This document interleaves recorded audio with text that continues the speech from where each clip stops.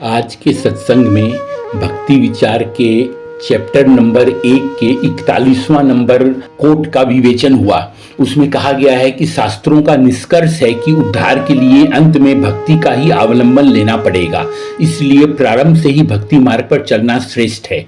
ये इस चीज का विवेचन हुआ। अब देखिए, पहली बात है कि हर शास्त्र का निष्कर्ष है। ऐसा नहीं कि रामायण जी कुछ और कहती है, भागवत जी कुछ और कहती है, गीता जी कुछ और कहती है। हर शास्त्र ये कहते हैं कि उद्धार के लिए अंत में भक्ति का ही अवलंबन लेना पड़ेगा।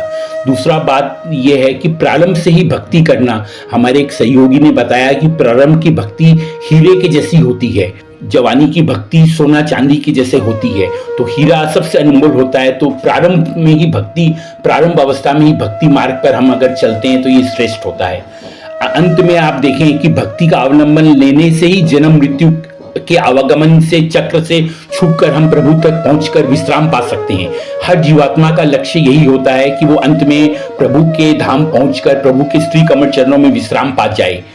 इस जन्म में हम भक्ति करके प्रभु तक पहुंच सकते हैं, या फिर हमारे पास विकल्प है कि 84 लाख योनियों का चक्कर खाकर फिर मनुष्य बनकर फिर भक्ति करके प्रभु के पास पहुंच सकते हैं। हम 5 बार ये चक्कर खाएं, 10 बार खाएं, 15 बार खाएं, 25 बार खाएं, यानी 25 बार हम 84 लाख योनियों में भ्रमण करें, अंत में फिर मनुष्य बने और फिर हम मुक्ति के लिए भक्ति करके प्रभु तक पहुंचे। तो फिर अगर हमें पता है कि हमको अंत में करना यही है, तो इसी जन्म में क्यों न कर ली जाए। जो कोटेशन है वो यही कहता है कि जब हमें पता है कि अंत में करना यही पड़ेगा, तो क्यों ना इस 84 लाख योनियों का 25 बार भ्रमण करना बंद करके इसी जन्म में प्रभु की भक्ति कर ली जाए।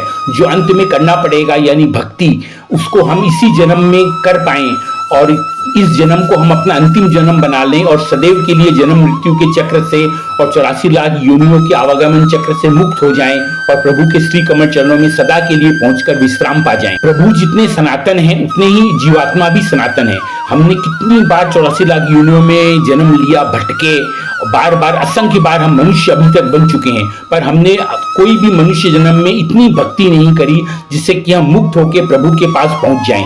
तो इस जन्म में हमें वो अवसर चूकना नहीं चाहिए। संसार में आवागमन चक्र में हम फंसे हुए हैं, बुरी तरह से फंसे हुए हैं। इस बार भक्ति करके, भक्ति का अवलंबन लेकर हमको प्रभु प्राप्ति करना ही चाहिए।